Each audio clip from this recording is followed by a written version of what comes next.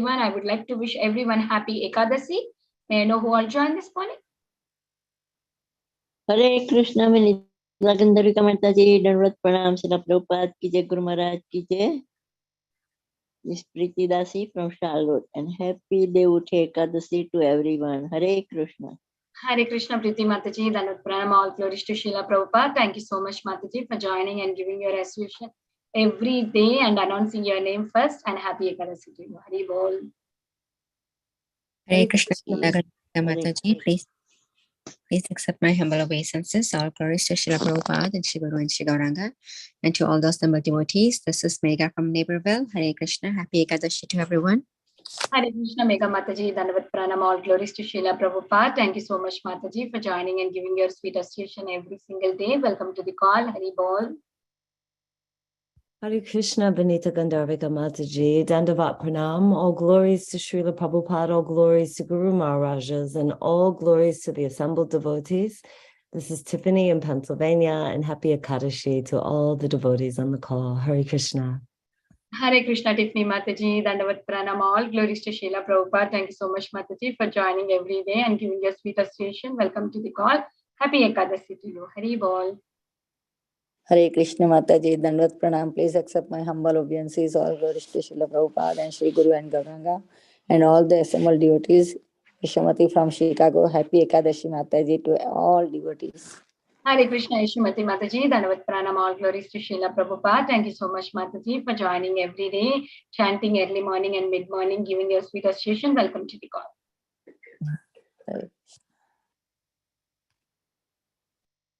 Hare Krishna, Vinita Gandharvika Mataji. Please accept my humble obeisances. All glories to Srila Prabhupada and all the assembled devotees. This is Indulekha Karna Devi Dasi from Lincoln. I wish you all a very happy Ekadashi. I'm sorry, Mohini Lakshmi Mataji. Please go. Hare Krishna, Indulekha Karuna Mataji, Dandavat Pranam, all glories to Srila Prabhupada. Nice to hear your sweet voice, Mataji. Thank you so much for all the services. Welcome to the call. Happy Ekadasi. Satya Mataji, Hare Krishna Mataji, Dandavat Pranam. All glories to Prabhupada, all glories to Guru Maharaj, all glories to assembled devotees. This is Mohini Lakshmi from Detroit, and happy Ekadasi to everyone. Hare Krishna, Mohini Lakshmi Mataji, Dandavat Pranam, all glories to Srila Prabhupada. It's very inspiring to hear your name each and every day, Mataji. Welcome to the call. Happy Ekadasi. Thank you, Mataji. Hare Krishna, Mataji, all glories to Srila Prabhupada and Guru Maharaj. My humble obeisances to you and all the devotees. This is Krishna Kumari Devidasi from Happy Ekadasi to everyone. Hare Krishna, Krishna Kumari Mataji, Dandavat Pranam, all glories to Srila Prabhupada. Thank you so much, Mataji, for joining every day from many, many years in this Sangha, giving your sweet association. Welcome to the call. Hari Bol. Hare Krishna, Vinita Gandharvika Mataji. Please accept my humble obeisances. All glories to Srila Prabhupada, all glories to the assembled devotees. This is Sanatana Ramya from Sharjah. Very happy Uttana Ekadashi and also happy Bhishma Panchaka to everyone. Hare Krishna.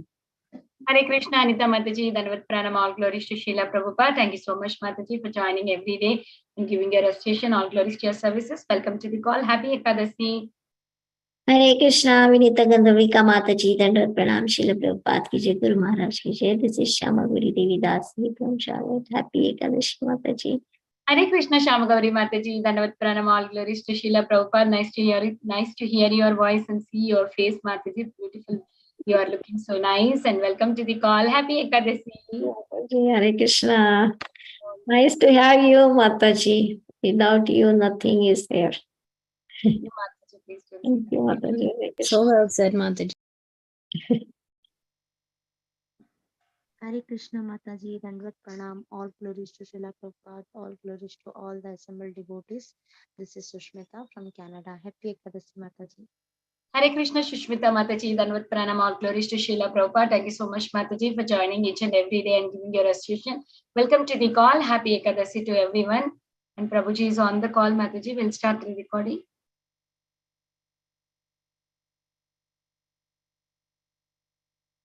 Hare Krishna, everyone. Once again, happy Ekadasi. Welcome to Bhakti Sangha Japa conference call. Today, we are very fortunate to have His Grace Sanatana Dharma Prabhu to enlighten us on the topic of Srimad Bhagavatam, verse 6th Canto, 4th chapter, 7th verse. Hare Krishna, Prabhuji. Please accept my humble obeisances. All glories to Srila Prabhupada. Thank you so much, Prabhu, for joining and giving your valuable time and association this morning. And we missed last week, right?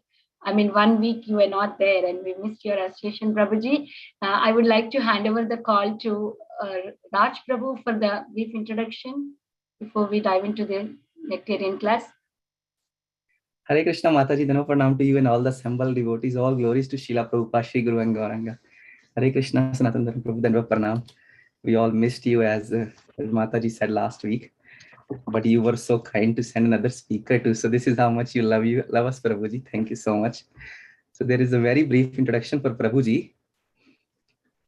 His Grace Sanatana Dharma Prabhuji is a brahmachari from ISKCON Pune. Prabhuji is disciple of His Holiness Radhanath Swami Maharaj and has been practicing Krishna consciousness for about 20 years. Prabhuji is a B.Tech graduate from NIT Trichy and has worked as a senior manager with Tata Motors in the past. Prabhuji currently serves as an area management and project development head for the Pune region. He's counselor, youth and corporate preacher, congregation preacher, secretary at Voice Organization, and also a remote mentor for NVCC Pune Temple. Prabhuji recently has also been allotted so many duties to preach outside in America. I'm sure Prabhuji was saying in one of the classes, we should update this. Later, Prabhuji will guide us. And Prabhuji knows and preaches in many languages, including English, Hindi, Tamil, Malayalam, Bengali, Marathi, Telugu, and Japanese. Hari Bol. And dear devotees, there is a request from our speaker, dear speaker Prabhuji, to switch on the cameras if possible, if times and place allows. So please switch on your camera so Prabhuji can give us the sweet Krishna Katha. Hare Krishna. Over to you, Mataji. Dandavat Pranam. Hare Vah. Hare Krishna, Prabhuji. Without further ado, we would like to hear your sweet Kirtan. Yeah, I think you are ready for Kirtan. Be bold.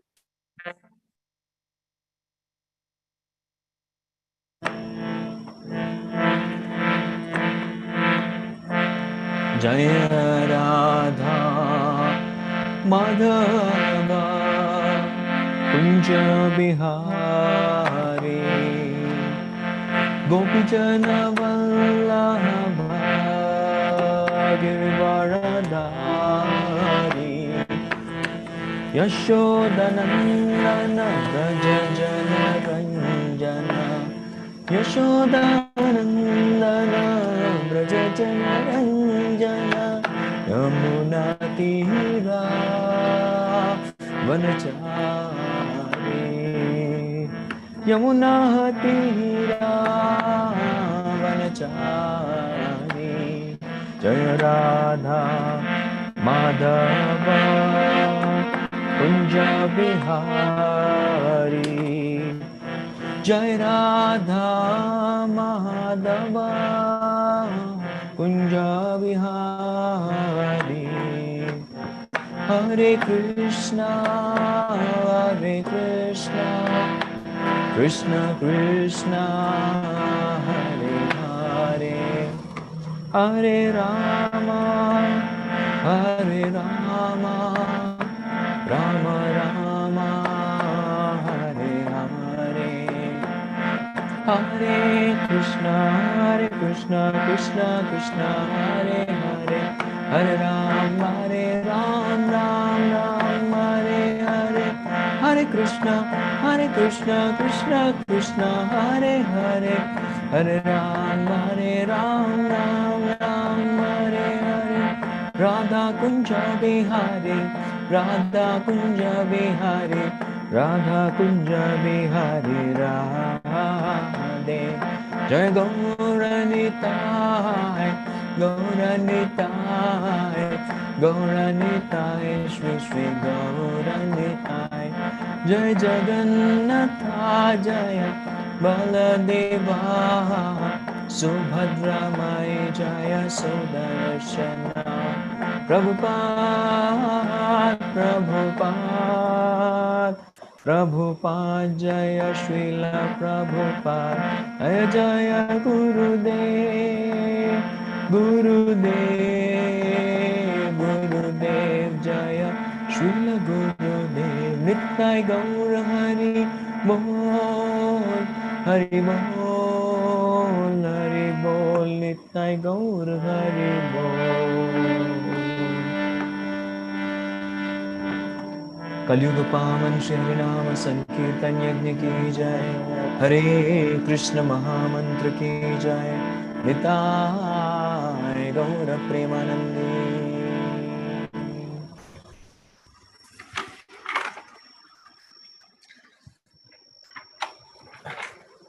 Om Ajnanatimirandhasya Jnananjana Shalakaya Chakshurunmilitam Yena Tasmai Shri Gurave Namaha Namo Vishnupadaya Krishna Preshtaya Bhutale Shrimate Bhaktivedanta Swamin Niti Namine Namaste Saraswate Deve Gauravani Pracharine Nirvishesha Shunyavadi Paschata Deshatarine Vancha Kalpatarubhyascha Kripa Sindhobhya Evacha Patitanam Pavanebhyo Vaishnavebhyo Namo Namaha Jai Shri Krishna Chaitanya Prabhu Nityananda Shri Advaita Gadadhara Shri Vasadi Gaura Bhakta Vrinda Hare Krishna Krishna Krishna Hare Hare Hare Rama Rama Rama Hare Hare Mukam karoti vachalam pangum langayate girim yatkripatamaham vande Shri Gurum Dinatarinam Shri Chaitanyam Ishwaram Paramananda Madhavam Hare Krishna, dear devotees, very happy to be with all of you. I had taken a small break because of being in Shri Vrindavan Dham and Shri Mayapur Dham. So I had gone to Dham and prayed for all the devotees, even in Bhakti Sangha Japa group. So I request, the first prayer that I offered the Lordship is that let all devotees please turn on the videos. It will keep the videos on. The rest is all assured. If devotees come, then there is abundance of blessings and we can have very wonderful, ecstatic, amazing Krishna Katha. So that is the first prayer that I offered. Devotees should turn on their videos. All right. So now I'm happy to see some of you turning on. So we are here in Canto 6, which is called by many acharyas to cover the topic of Poshanam. Poshanam refers to how Krishna beautifully protects his devotees. And we just completed a section of Krishna protecting Ajamila. Krishna protected Ajamila in the form of his holy name. Mriyamana Harir Nama Granan Putropacharitam Ajamilopi Agaddhama Kim Utashraddaya Granan. So here is Ajamil who was addressing his son. He was not calling the Lord. Here is Ajamil. Lifelong he never chanted the name, but towards the end of his life, towards the fag end of his life, he calls out for Krishna and Krishna is there. Krishna is there. And then Ajamil even lacked one quality, and that is a quality of faith. He did not have sufficient faith in the holy name. However, he chanted the holy name purely, as in he never intended that the holy name should cover up for the offenses and the mistakes and the sins that he committed. So thus his holy name chanting was pure. But still, we find that Krishna beautifully protected Ajamila by sending the Vishnu Dutas, and that was Ajamilopakhyanam. That section is complete. And now we are moving towards another section. 3 chapters of Ajamil. This 3 chapters, 4, 5, and 6, will focus on yet another devotee. Yes, another long-awaited devotee of Krishna. His name is Daksha. Yes, he is also a devotee. Daksh. Now, the moment you hear Daksha, you remember many things. Oh, he is the one who offended Shiva. He's the one who was a son of Brahma, who was too proud and puffed up because of multiple yajnas. Prabhu, we heard about it in the 4th canto of Bhagavatam. Prabhu, goat head. So all these different thoughts come into our mind as soon as we hear this word Daksha. Correct? Daksha. Yes, in the previous This is the second birth of Daksha. This is not the first birth. This is second birth. Now, who would like to live with a goat head? So he had to give up that body. Correct? Nobody would like to live with a goat head. It's an insult. It's utter humiliation to live with a goat head. Right? So he quit his body and he came as the Daksha, the two. Now, in historians, normally they name the person like that, right? There's Chandragupta 1, Chandragupta 2. Yes. There's Elizabeth 1, Elizabeth 2. That's how the historians name the person. So this is Daksha 2, not 1. Right? Whom we are talking. But he's the same person who is reincarnated. Same person. Wow. I'm getting very nice personal reciprocation from all of you. But anyways, not everybody may enjoy it. So I request devotees to please keep your microphones on. But yes, your ears open. Microphones switch off. And you can definitely reciprocate with your microphone switched off. The Paramatma in my heart will communicate everything to me. Don't worry. Wow. Bhakti Sangha Japa devotees are so personal. I get personal reciprocation. Very nice. Okay. So let me just set the context and we'll go to today's sloka. So here, why is this section being discussed at all? Why at all Daksha? Because he was left behind, correct? Because Daksha did appear. There was a hint. Because towards the fag end of the description of Dhruva Maharaj dynasty, correct? We hear about Prachetas. Remember them? The 10 Prachetas, correct? So the 10 Prachetas, they performed austerities and they got the darshan of the lordships. And this particular section begins from there. Correct? This section begins from that portion. Now in the 5th canto, there was description of the descendants of Priyavrat Maharaj, the elder brother of Uttanapad. So now, what exactly is Visarga? Sarga means the creation that is performed by Lord himself. That is called Sarga. And Visarga is the creation which is performed by Brahma and other Prajapatis. How this universe got populated. So Sarga means the creation of this universe, and Visarga means how this universe became populated. That's called Visarga. These are the first two subject matters of Bhagavatam. So when there was description of this Visarga Srishti, so Devahuti's dynasty is described. Swayambhu Manu. Manu means Manushya, man. Correct? The human beings came from Swayambhu Manu. Not only human beings, later on you will find out that everybody came from Swayambhu Manu. Yes, ultimately everybody comes from him.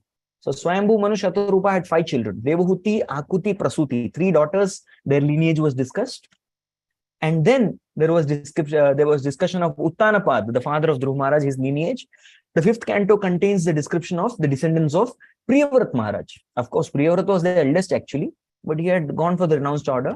And then he was brought back in action when the entire lineage, Narad Muni delivered everybody from Dhruva Maharaj dynasty, except one person.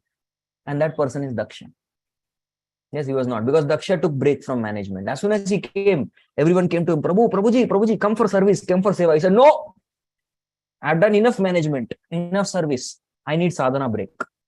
So I need to take a break. So he took break for almost, he appeared in the fag end of Swayambhu Manvantara. Swayambhu Manu was the first Manvantara. Yes, he was the first Manu. So then Priyavrat Maharaj's children became the 2nd, 3rd, 4th, 5th Manu. Yes. And the Chakshusha Manvantara, that is when Daksha says, I will come back to management. I'll come back in action. Till then, 5 Manvantaras, please don't disturb me. D and D. Do not disturb. I will be doing my tapasya, my sadhana. So he took a break. And then he comes back now. So he's going to be, before he's going to come into action, it's very important. How did he come into being? Yes, before he coming into action, it's important. So if you want to know how was Daksha born in first place, you need to know what happened to Prachetas after they came out of water, after they got the darshans of Lord Narayan. What happened after that? So we are discussing that section. So previously, those of you who have been following up with this section, you will be knowing what happened. But those of you who weren't there, for the benefit of others, I would like to say what happened. So the Prachetas, they come out of water. Chakshusha Manvantara, Daksha returns. Yes, he comes back. Daksha returns. That's what happens. He comes back to management. So, just reminded me of a joke. The There was a movie long time back. Sorry, Bhagavatam class, but what to do? Got reminded. Anita Mataji's comment. So there was a movie called Mummy. Correct? Mummy. Now this mummy is not the mum, the mummified mummy. And the second sequel was Mummy Returns. So similarly, Daksha is actually Prajapati. So he's daddy. So here is Daddy Returns. Prajapati coming back. So that was Mummy Returns. This is Daddy Returns. Sorry for this Prajalpa. I'm sorry, I'll come back. Yes. So what is the speciality of this section? Is that this goes on to give the lineage and what happens to Daksha. This section contains very special prayers. Special prayers. Many of them believe that Hamsa Bhuya prayers is recited by Daksha. Sorry, he recited it, but they are not composed by Daksha. They were already available in the Vedic literature, right? And being satisfied with the Hamsa Bhuya prayers, Lord Vishnu appears in 800 forms. So these are very special prayers which are about to come in this particular chapter. That is the crux of this chapter, Hamsa Bhuya prayers, and that's what is the title also. Now, what is another thing very famous about Daksha? What is Daksha? I'll explain what is Manvantra in the end, because many of them may know. So basic question, I'll come back to it at the end. So Daksha means one who is expert at sex life. Yeah, specifically in sex life, to produce children. That is why he was empowered as Prajapati. So Daksha is a person who is produced. Now we may ask here in the question, who is your father? What is the name of your father? What's the name of your mother? Now many of them may write your father's name, mother's name. Now if you ask a devotee, how many mothers do you have? A devotee may try to be very smart and say, I have 7 mothers. I know, I've studied the scriptures. I've studied Prabhupada books. My own mother, Brahman Patni, that is a wife of a Brahmana. The queen is my mother. Yes, Guru's wife is my mother. The earth is my mother. Nurse is my mother. And cow is my mother. Correct. But can anybody have more than one father? Yes. Not, okay, you may consider somebody to be father. You may say Krishna had 2 fathers. Yes. But Daksha is a person with 10 fathers. Yeah. All 10 prachetas with their semen, which they, when they united with Marisha, the daughter of Premlocha and Kandu Maharshi. That's how Daksha is produced. He has 10 fathers. Special person, right? 10 fathers. And he's going to be father for how many? You're going to see. First batch, 10,000. Second batch, 1,000. And finally, 60 daughters. So very good story coming up. So Bhagavatam sometimes can make your head spin. One guy having 10 fathers. My God. It's too much to handle. Yes, that's what is Srimad Bhagavatam. It presents very interesting, intriguing, exciting pastimes and stories which can really make your head spin. Correct? So Daksha is a person with 10 fathers. So we're going to hear his prayers. So coming back to the section, where now what has happened is the prachetas, after having darshan, they come out. And they come out at that particular point of time, they observe that there are trees everywhere. All around there are trees. Now, what is the meaning of these trees overgrowing everywhere? The trees overgrown everywhere means mismanagement. Yes, there has been no leader, or even if there was a leader, the leader is not properly managed. That's what is trees which are, they're not actually the fruit, useful trees. They are weeds that have grown everywhere. Actually, the weeds. Of course, Prabhupada writes in this creation, nothing is useless. Everything is having a utility. Even the weeds can be properly used as manures in order to increase the yield of production, if properly understood. Nothing is useless in this creation, but the weeds grow.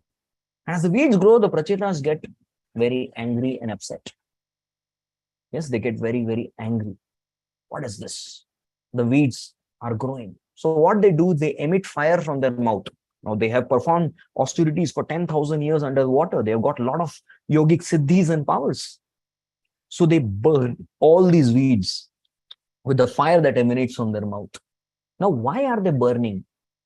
Yes, why are they burning? This burning of with the fire indicates an anger which has come out. Yes, anger. You may say, why? And normally if you observe, how many of you observed, or we might have watched some TV series and serials wherein the sadhus are usually very angry. They're very angry people, bloodshot eyes. And they immediately, the first thing that comes out from sadhu's mouth is a curse. I'll curse you. They take the water sacred water and throw on the face, and they curse the person. Yes, we have seen that. Now, I also used to have this question, that why do these sages, they all are doing a lot of, they're supposed to be calm, cool, and collected. Why do they get angry so much? Yes, the sages get angry because Rudra, yes, Rudra gets 11 places to stay. Yes, Rudra or Shiva stays in 11 places. And the 11th place, which contains the residence of Rudra, is austerities, tapasya.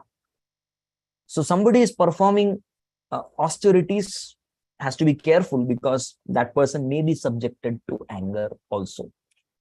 We see the example of Dhruva Maharaj. Of course, Dhruva Maharaj is a person who is directed personally by the Supreme Personality of Godhead from within his heart. He is dictated. But he also exhibits disproportionate anger while dealing with the yakshas as a result of austerity. So austerity means we have to be careful. Of course, a devotee, when he performs those austerities which are very dear to the Lord, of course, he will not get anger. He will develop compassion, actually. Titikshaya karunaya. That is the quality of a devotee, tolerant and compassionate. But when somebody develops, like Durvasa Muni, who performs so many austerities, he would get angry immediately and spell out a curse. And most of the sages you find who are not devotees in the Bhagavatam, they are known for cursing. More than blessing, they are known for giving curses. And that's why people would fear. In the Niti Shastras, sadhus are compared to fire. Yeah.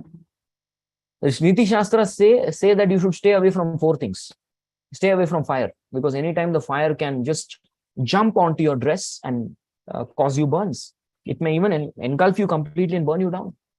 The second thing that Niti Shastras say is to stay away from waters, because the water may look calm externally, but it may contain very deadly creatures within who might eat you. You may feed on you, like crocodiles, alligators. They might be there inside waiting for you. They may be singing Mahaprasade Govinde Nama Brahmani Vaishnave. They may be singing their prayers, Mahaprasade prayers. It may happen. The third thing you should be careful of is king. Yes, why? Because the king can do anything. He's independent. He's Samrat, he's Swarat. So he can anytime give any order. Come on, get me 10 gulab jamuns. You say, today's Ekadashi, Guru, Prabhu, that's it, you're finished. If the king is disappointed, he can even hang you till death. He can do that. Come on, hang him. Finished. I don't like any kind of, my order has to be followed. It's in Marathi, there's a saying which is called Padta Phalachi Agnya, which means before the fruit falls down from the tree to the ground, you're supposed to execute the instruction. Otherwise, you will be executed. You execute the instruction, or else you will be executed in front of everyone. That's why king is very dangerous. So avoid staying too close to a king. The fourth one is staying too close to sadhu, because if you disappoint, you displease, it will becomes an offense. You have to be careful. Yes, we have to be very careful. So sadhus are mostly known because the austerities, when they perform, when they are practiced without an element of bhakti. Yes, without, you're a jnani, you're a yogi, without any sufficient element of bhakti.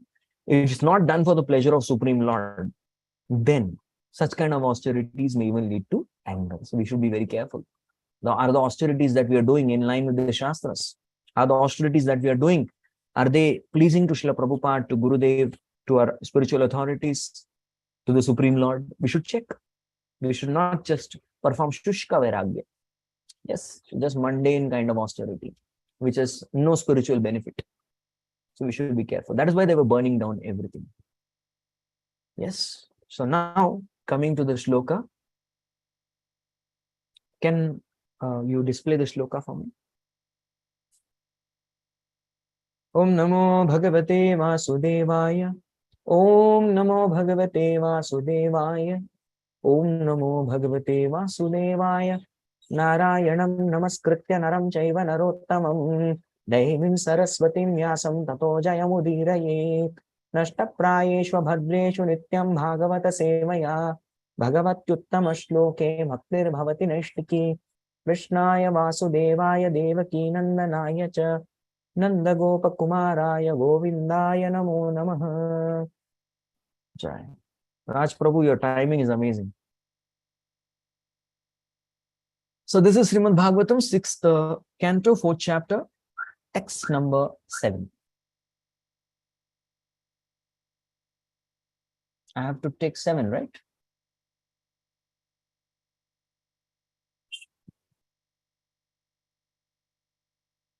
Yeah, thank you.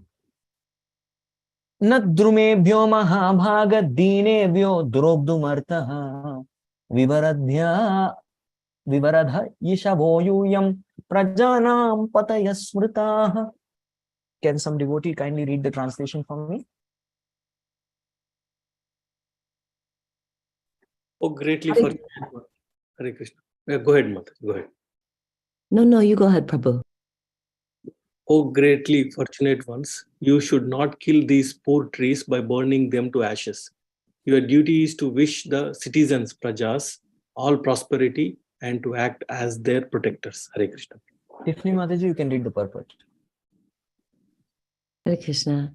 It is indicated herein that the government or king has the duty of protecting not only the human beings, but all other living entities, including animals, trees, and plants. No living entity should be killed unnecessarily. Hare Krishna. Hare Krishna. Thank you. So when purport is less, there's a lot of homework for the preacher to do. Hare Krishna. So we have good amount of stuff to discuss.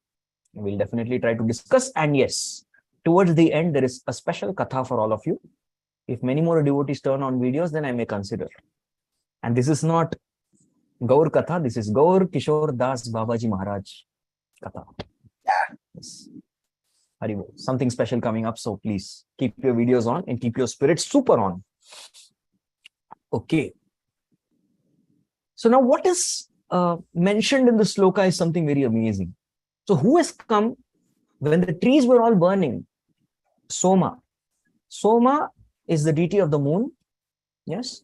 And the deity of the moon is responsible for the various vegetations and plants on the earth, because he is the one who gives juices to them, and that's how there is a lot of taste that we have. We have 6 types of taste, right? So this is on that 6 types of taste. The tastes are 6, but we can have so many preparations. How many varieties of sweets can we have? Oh, we cannot count, countless, unlimited. How many varieties of spicy items can we have? Unlimited. So this is all happening because there is Somadev who is providing juices to all these varieties of vegetables and fruits, etc., to the plants. That's how we are getting the 6 types of tastes, and we're getting different varieties of prasad. So he comes down, and out of his compassion, he begins to counsel the Prachitas. Yes. And his counseling is so amazing. The way he is addressing them, he calls them Mahabhaga. He's calling them, you greatly fortunate ones. You're Mahabhaga, you're so fortunate. That's how he addresses. Now, if you see, this is the tone that is picked up by anybody who is wanting to counsel. We hear even in the 4th canto how Swayambhu Manu, he is the one who counsels Dhruv Maharaj very beautifully when Dhruv Maharaj exhibits excessive anger.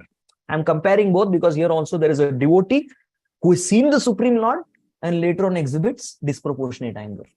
In the similar lines, the Prachitas also exhibit a disproportionate anger because of that's what evokes the presence of Soma.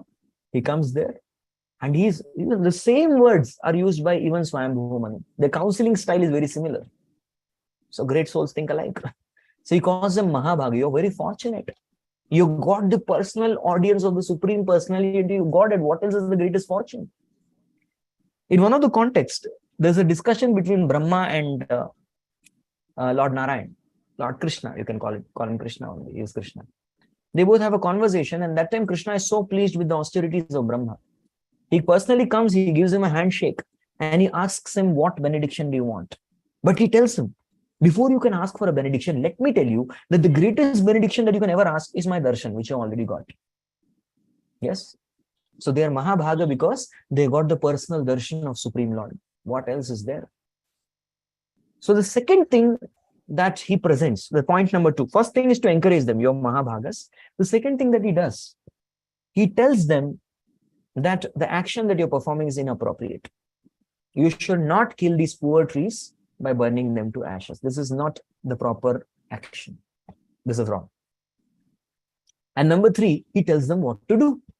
So he's telling them, educating them properly. First, he's telling them their position, and he's telling them the mistake. Then he's telling them their expectation.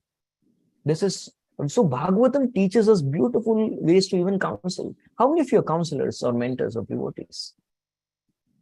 Now, this is a very, very fine art that we can learn from Bhagavatam.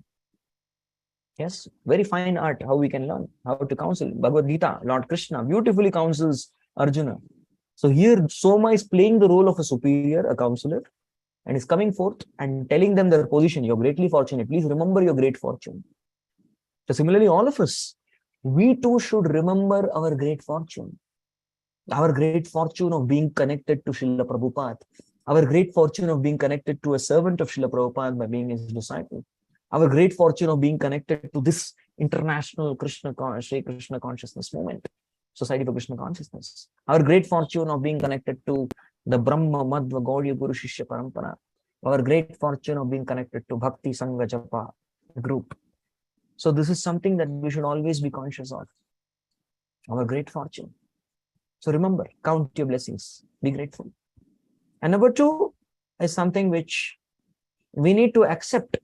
What is akarya? There is something called Tasmat Shastram Pramanante Karya Akarya Vyavastito. Basis scriptures, two things are taught. Karya and akarya. Karya means your prescribed duty and akarya means the forbidden activities. Correct? And we should get knowledge of both. Understanding both is important. What one should do and what one ought not to do. Getting knowledge of both is very, very essential. That is when a person is said to be learned. If one has half knowledge, the person is not learned. Yes, the person is half learned. So that is why Prabhupada would always emphasize in his teachings, he will tell two things. He will tell everybody, yes, you should chant Hare Krishna. At the same time, he would also educate everybody. You are supposed to refrain from these four activities. No gambling, no intoxication, no illicit sex, no meat eating. Yes, his teachings would be balanced. What to do, what not to do. That's how a preacher also should preach Krishna consciousness, by teaching people what to do, what not to do. That is a good preacher, good teacher. And that's how you represent the Shastras. So he has told, and what you're supposed to do, your duty is what? Your duty is to actually wish, you're supposed to be well-wisher for everybody. And even if you look at Kshatriyas, now these Prachetas, although they've done the activity of penance and meditation, their role in the Varnashram is to be a Kshatriya. Yes? And a Kshatriya is a person who's supposed to do three things. Number one, the first thing that a Kshatriya is supposed to do is protection. You can remember this acronym PAW. P-A-W. PAW, right? PAW. So protection. The protection of each and every citizen is your duty. Correct? It's your duty. So the citizens are called as Praja. And Praja is not just human beings. Or Praja is not those who live within your boundaries. Praja is every single living entity in 8.4 million species of life. All are Praja for the king. And that's how the king is supposed to deal. And how should he deal with the Praja? The beautiful example that Bhagavatam gives of is Prahlad Maharaj. Yes? He would deal with Praja as Pitruvat Dina Vatsalaha. He would deal with Praja in such a way that he assumed the role of a father. And that's how the king is supposed to represent the Praja, as the father of the society, the father of everybody. Correct? That is the role. So you're supposed to protect. Number two, you're supposed to do administration. Yes, I very well understand that something has gone wrong in the administration, but do not do administration at the cost of protection. Administration means to ensure the Varnashram is going very well. Prabhupada writes that if a country is not able to produce its own food grains, that is mismanagement of resources. You're not able, you're mismanaged people. Correct? There's no proper management. So that is also the duty of the king, to ensure that we are producing enough for the citizens to get their food. For all the citizens to get their food. Correct? Everybody. So that is also called administration. Ensure the Brahmanas are doing the preaching activity. Preaching is going on very well. Yes, Brahmanas should be preaching. Brahmanas should be doing the yajnas. Brahmanas should be reciting the mantras. Brahmanas should be educating people. Brahmanas should be Reciting scriptures, yes. There is worshipping deities in temple, very well taken care, very good. The Kshatriyas, are the other Kshatriyas properly doing the duty of punishing the miscreants, collecting taxes, all these things? That is administration. Vaishyas, are they doing Krishi, Goraksha, Vanijam? Are they doing agriculture? Are they protecting cows? Are they doing business properly? And Shudras, are all the Shudras properly engaged in serving the other classes? So this is what is administration, to ensure Varnashram Dharma is properly followed. And welfare, yes, welfare. Welfare means now here, the welfare refers to not just Bhavaya, but Shemaya. Bhavaya means material welfare. Okay, to ensure that there is all departments. You have, people, nowadays there is multi-purpose departments. There's pottery going on. There is a weapons industry going on very well. There's cloth mill running properly. This is material welfare. Food, clothing, and shelter is ensured. But along with that, Shemaya means welfare, means the spiritual welfare. Are all the citizens becoming Krishna conscious? So this is the duty of a Kshatriya. Correct? So that is what we understand. And perfect. You will find Gaya Maharaj, Yudhishthir Maharaj, Ambarish Maharaj, Parikshit Maharaj, at all when they did this protection, administration, welfare, every citizen had only one goal, and that goal is to go back home, back to Godhead, nothing else. They were not interested in anything. So when all the citizens have this only goal, to go back home, back to Godhead, that is when the king is said to be a Raj Rishi. Yes, he's a Raj Rishi. He's ruling like a Rishi. He's not ruling like a dictator. Correct? So that is a success. Somehow, when we come to ISKCON, when in the beginning days, people ask you, what is your goal? So people say, yes, to go back home, back to Godhead. But somehow this goal changes over the years. Very unfast. We become senior, this goal changes. And back to Godhead. That people assume that anyway we are going to go. I've already boarded the ship back to Godhead. What is the big deal now? We have to be very clear. That is why Prabhupada took out Back to Godhead magazine every monthly edition to remind every one of us regularly, what is the goal? Back to Godhead. Look at the magazine, Back to Godhead. Correct? That is what is the goal. Very clear. So this goal should not be diminished. Correct? So that is the duty of Kshatriyas, to take care of Praja. A very important line that is mentioned here in the purport is no living entity should be killed unnecessarily. So once what happened, Srila Prabhupada, one of his disciples was serving in kitchen. He observed that there were so many rats in kitchen.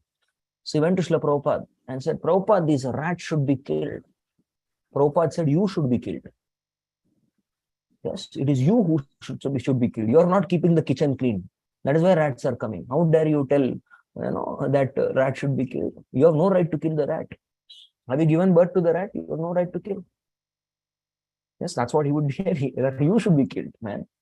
So you should be very careful. Another time what happened was Srila Prabhupada was in South Africa.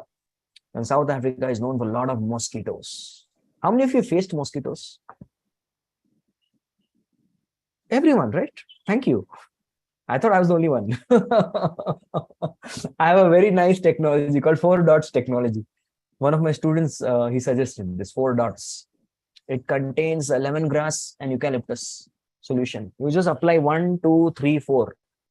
Your north, west, east, south, these 4 places you apply, the mosquitoes don't come near you. It works for 12 hours. So I put that 4 dots, 1, 2, 3, 4. So point is here, we deal with mosquitoes. So Prabhupada was giving Bhagavatam class, and Bhagavatam class, some mosquitoes were biting.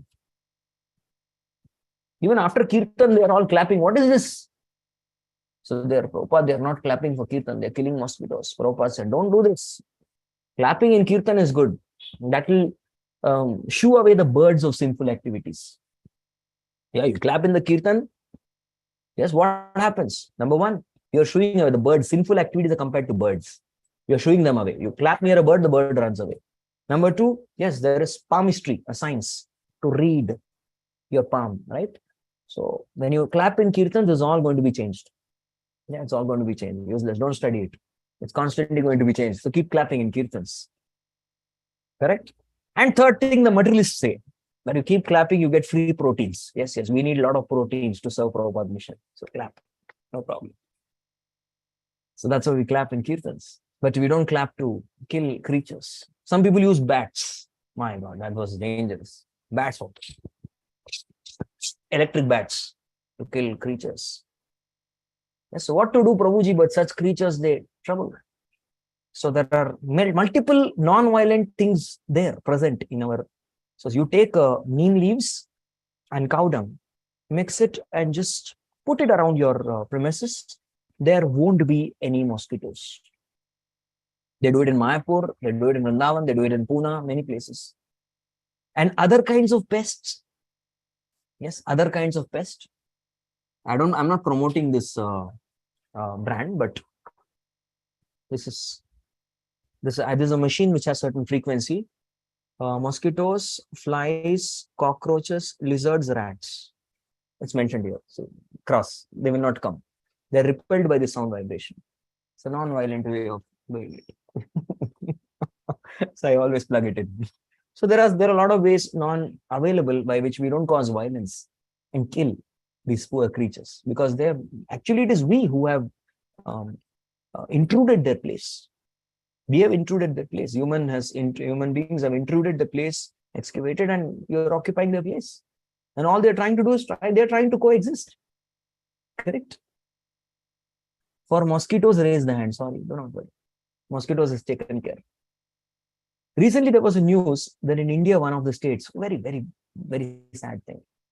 There are cases where dogs have bitten children.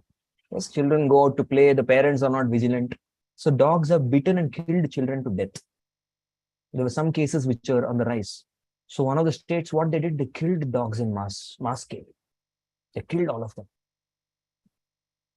So such kind of inhumane and ghastly activities are the result. This is what are the consequences of such activities, is that the Prakriti will show all varieties of Adi Bhautik Klesh, Adi Daivik Klesh, earthquakes, famines, floods, hailstorms, and all varieties of winds, heavy winds blowing. All these reason is Prakriti is upset with us, the human beings. You're not ready, because Shiva and Parvati, they are the father and mother of all the bodies. We have received our material bodies from them. So the parents of all the 8.4 million species. So we have to take care. We don't do such kind of thing. We have no rights to do such unnecessary killing. No, we can't do that. And special protection should be given to 5 people: children, the old, the women, the brahmanas, and the cows. But today, unfortunately, we see that there are a mass scale killing of cows. People open slaughterhouses to kill cows. It's so very, very alarming. In fact, if there is no cow, Prabhupada says, if there is no cow protection, there is no human civilization. Because human civilization needs to subsist on cow milk. When we drink cow milk, you get brain, Prabhupada says. Yes, you get brain development. When that brain development happens, you will be able to have some spiritual inquiries. You will be able to understand scriptures. Otherwise, you will not be able to understand anything. You can't understand Shastras. You cannot understand scriptures without the blessings of Mother Cow. But here the cow is being slaughtered and killed. Why? Because the modern agents of Kali and Maya, they want to slaughter the spiritual existence of everybody. That is why this kind of killing is going on. So no living entity should be unnecessarily killed. No, we have no rights to do that. It's the Supreme Lord who has given life, and every living entity is undergoing their particular karmic reaction, and we have absolutely no rights to disturb all this, the nature's arrangement. Then one may ask a question: who can be killed? Yes, who can be killed? So number one, so there's a question, okay, Prabhuji, why are these cows being affected by lumpy virus? That is because of we meddling with nature. It's all because of human beings meddling with nature. Yes, Krishna's arrangement is perfect. It is we who are disturbing everything. It's man's greed who is disturbing everything. If you see the ultimate root cause, it is man's greed. Correct? What about people who follow veganism? They don't take any animal products due to, we need to understand that veganism is the result of extreme torture towards animals. That's how they come to this veganism. Yes, they will not understand. First, that's what you need to understand: the cow is taken care. properly. You need to explain to them that cow gives enough milk not only for its calf, it has milk even for the excess, more than that. And that milk is not taken out. We don't take out the milk, then cow, it's harmful for the cow. So cow is mother of the entire society. She has given milk for not only her calves, she gives milk even to the human beings. That is actually the symbiotic relationship between cow and human being. So we have to tell. Yes, but when the cows were harmed, they were tortured, they were injected with various medicines. That is when this veganism came. Because the torture caused. That's what greed, human greed. So lumpy virus, etc., is also a root cause of human greed ultimately, meddling with nature and thus mother cow being affected. So who can be killed? So Bhagavad Gita, Krishna explains, rather Prabhupada explains in the purport that there are 6 types of aggressors. They can be killed even by ordinary man, Shastras say. Of course, today we cannot do it. We can't take laws in our own hands. But actually, there are 6 types of aggressors. A person who gives poison, number 1. The person who gives poison, yes, such a person is an aggressor. Number 2, who's setting fire to others' house, is an aggressor. Number 3, one who is attacking with deadly weapons, nuclear weapons, deadly weapons. Yes. Number 4, one who plunders riches. Who is looting, is a thug, is a loot. He loots others.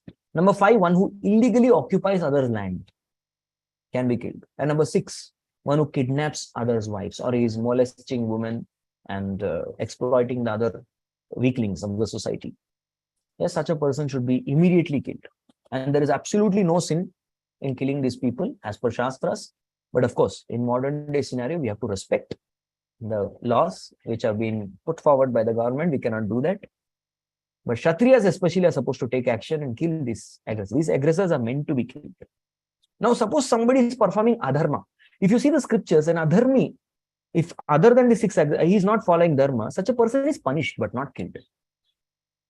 Yes. And if a person is committing, nowadays what is happening is a person commits a murder, that person is given lifelong sentence. He's not actually, he's not killed. Rather, he's told to be in the jail, lifelong imprisonment. That is not correct. That's not correct. Because by killing that person, the person is, in fact, being saved from very ghastly hellish punishments by the king. So that is why the Vedic laws were perfect. Who is meant to be killed, who is not to be killed, they were all very, very perfectly laid down. But what has happened today is man has created his own laws, or the state has created their own laws. Whatever we like, we will follow. No, that is why it is very important to read Manusmriti. Prabhuji's mercy killing of dogs sinful too. If the dog is old and suffering from an old age, uncurable disease. Have we given life? Then we cannot take life. Very simple. It's a simple formula that Prabhupada has taught. There was one man very eager to eat flesh. So Prabhupada was teaching him. So very compassionately he was teaching him. See, my dear son, we sow the seeds, and because we grow the seeds and they turn into plants and fruits, you can eat them. No, but I want to eat meat. So come on, you don't grow them. You are not the one who's producing them. How can you eat? No, but I want to eat meat. You want to eat meat? Then cut your child and eat. After that, the fellow kept quiet. That's the only meat you can eat. It was a very heavy conversation between Prabhupada and that person. Correct? So adharmis were also punished. Now when you talk about animals, there are a lot of quotes. One of the quotes is Modeta sadhu rapi vrishchika sarpa hatya. Vrishchika means a scorpion and sarpa means a snake. When they are killed, even a sadhu is happy. That's what they say. So these are the two creatures whom we can kill. So once my spiritual master was asked the question, can we kill snake if we see? So Maharaj immediately asked a counter question. Is your heart free from envy? Is your heart free from envy? If yes, then you can. At least at that point of time, you're not enviously killing. You have to kill because you have to protect. Again, for protection purpose. Then that is fine. Otherwise, no, not fair. So what should Vaishnavas do? Prabhupada's clear statement, Vaishnavas should never try to kill anybody by action of the body or the mind also. Prabhupada said, even in the mind, one should not think of killing anybody. No. Sometimes management, I'll kill you. It may happen. No speech. It's not to speak, not to be speaking. Prabhu, I'll kill you, Prabhu. No, what? You're calling Prabhu and you're telling I'll kill you. What is this? It's not even the mind one should think, Prabhupada says, that of killing somebody. But we should just have one dealing. That is, you should try to revive the Krishna consciousness out of compassion. That's how we should feel. That is the only feeling. And that's what Nityananda Prabhu told Gaurang Mahaprabhu. Gaurang Mahaprabhu said, Chakra. He's about to kill Jagai and Mother. That Nityananda Prabhu said, this avatar is not for killing. Yes, this is not for killing. In fact, this is for killing the inner asuras. Antara asura. Through the khadaga, tikshna khadaga of the holy name, Harinama. The sharp sword of Harinam will kill all the internal asuras. Your avatar is meant for that. Then what should one kill? What should one kill? Yes, one should kill something. A Vaishnava is supposed to kill one thing. What is that? One word. This is not spoken by me. It's spoken by an acharya. False ego. That's the only thing meant to be killed for Vaishnavas.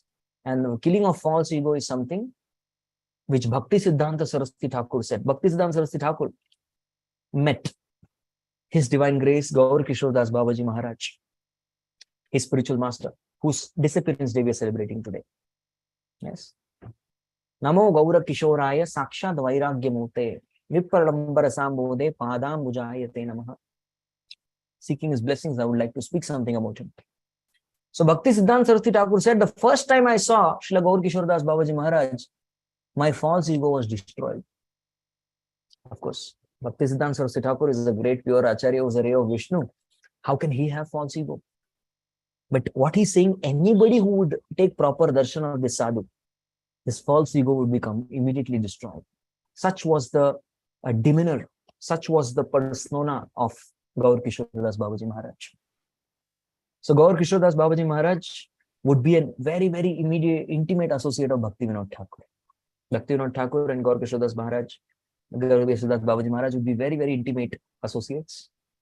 And seeing Bhakti Siddhanta Saraswati Thakur, when like our Srila Prabhupada was asked, what do you want to say about your spiritual master? And Prabhupada would say, what can I tell about my spiritual master? He's a Vaikuntha man. Similarly, Bhakti Siddhanta Saraswati Thakur was asked by his disciples, what would you like to tell about Gaur Kishore Das Babaji Maharaj? And he would say that upon having the darshan of, that's the first statement I made, false ego. The second statement is, upon seeing a Vaishnava like Gaur Kishore Das Babaji Maharaj, I understood that one can be of an impeccable character in this horrible material world only by being a Vaishnava. That was his immediate realization. Only by being such an exemplary Vaishnava can I be a person of a perfect character in this material world. So he was born in Bangladesh in a district called Faridpur, which is situated at the banks of the very famous river Padma, the Padma river. See, many acharyas' places are in Bangladesh today.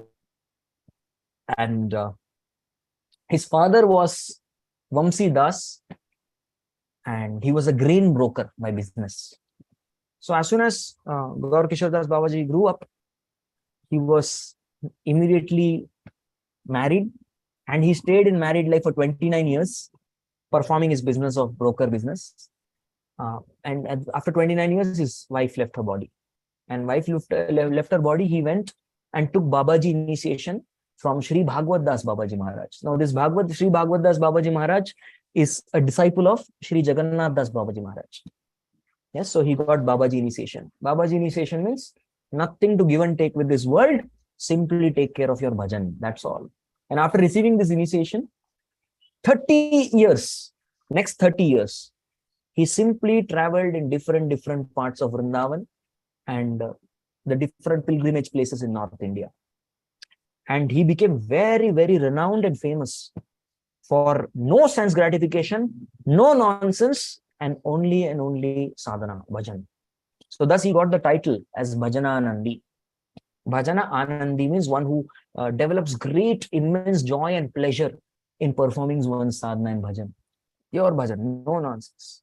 In the year 1897, that was the year when Bhakti Vinod Thakur had seeken the blessings and the association of Jagannath Das Babaji Maharaj brought him to Navdeep, and that was the time when Yogapeeth was revealed to the world.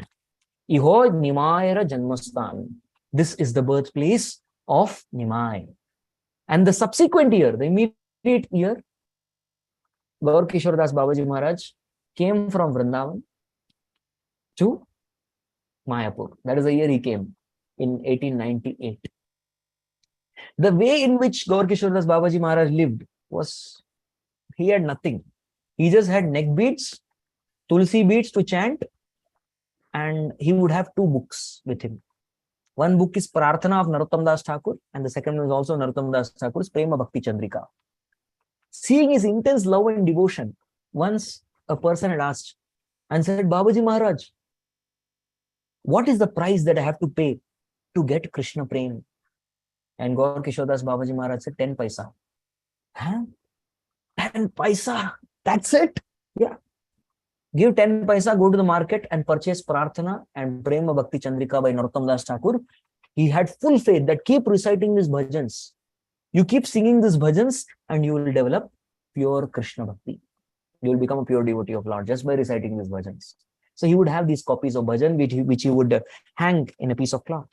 No personal cloth. He would go to the river banks, and those pieces of cloth which are rejected by people, he would take it and he would wear it. That's it. This is why he's called Avadut. Avaduta means externally nirapeksha. Nothing got to give and take with this material world. Of course, we cannot live this lifestyle while being in an organization, a preaching movement. We start living like this, we will do disservice to the society rather than service to Prabhupada. It will be disservice. But this shows that he had nothing to give and take with this material world. Even his cooking. He would take some rice, he would take Ganges water, he would take some pepper that is available, he would put it, and where he would cook, he would get some pot. Some earthen pots would be rejected by people. He would wash it nicely in Ganges and accept it, and he would cook. He would take the offering, he would just close his eyes and offer it to Krishna lovingly. Krishna will accept, and then he will accept.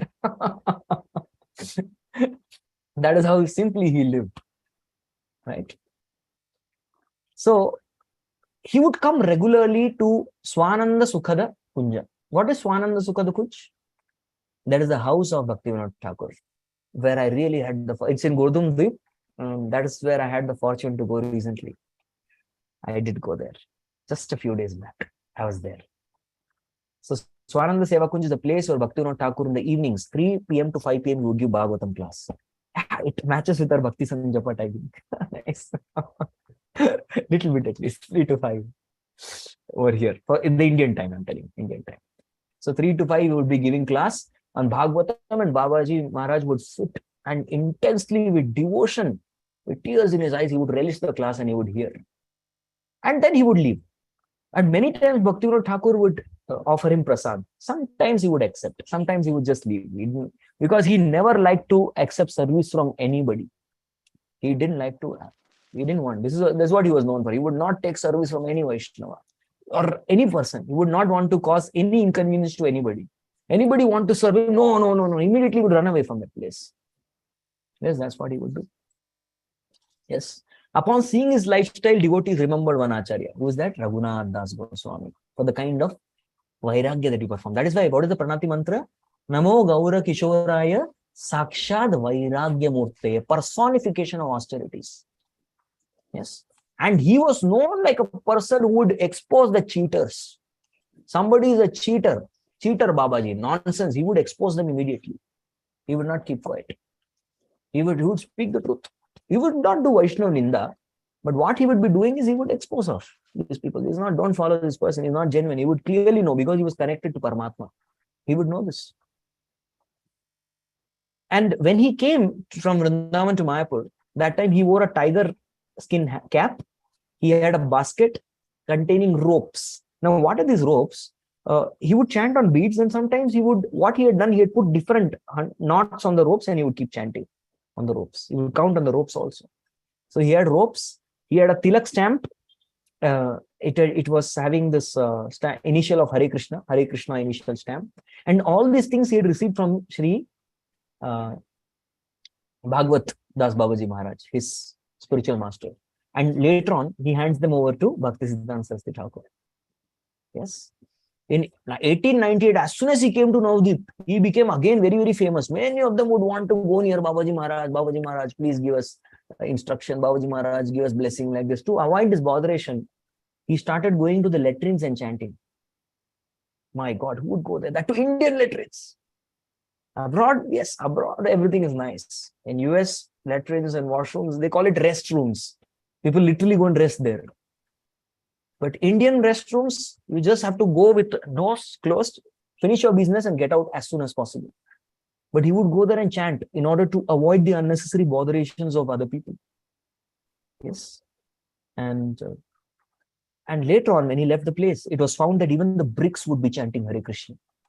So he could make even the bricks, such a pure chanting, could make the bricks chant Hare Krishna, Mahamantra.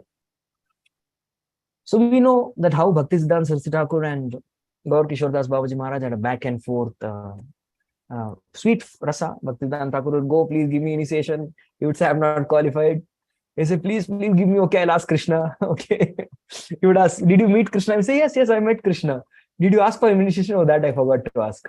Then what would do? Okay, I'll ask Gauranga. Say, okay, fine. He would come back. Did you meet Gauranga? He said, yeah, I met Gauranga. I spoke many things. Did you talk about my initiation? No, I did not talk about that. Right? So like that. And finally, when Bhaktisiddhanta Saraswati Thakur said, I'm going to go and drown myself in the Ganges, that is when he goes and gives him initiation. And 1900 is the year when he gave him initiation. And he lived a very, very pure life. The time is up. I'll just try to wind up in a minute or two. In 1908, he lost his eyesight. Yes, so that's a divine arrangement of Lord. He lost his eyesight, and both Bhaktisiddhanta Saraswati Thakur and Bhaktivinoda Thakur urged him, please go to Calcutta and get your eyes all right. Please go. He said, no, I will not go to that material universe. He called Calcutta as material universe. I will not go to this material universe. I want to be in Vrindavan. I want to be in Mayapur. So I will not go there. One of his famous bhajans that he would keep singing is Gaurapahu na bhajiya menu, Gaurapahu na bhajiya menu. So he would sing that bhajan so nicely. And there are many, many pastimes associated with him. Once Bhaktivinoda Thakur wanted to take association of Gaur Kishore Das Babaji Maharaj. Now, Gaur Kishore Das Babaji Maharaj coming to take association of Bhaktivinoda Thakur, okay. But when he's my Shiksha Guru, how can he come and take my association? No, I will not go. So much so happened that he went into the house of a prostitute.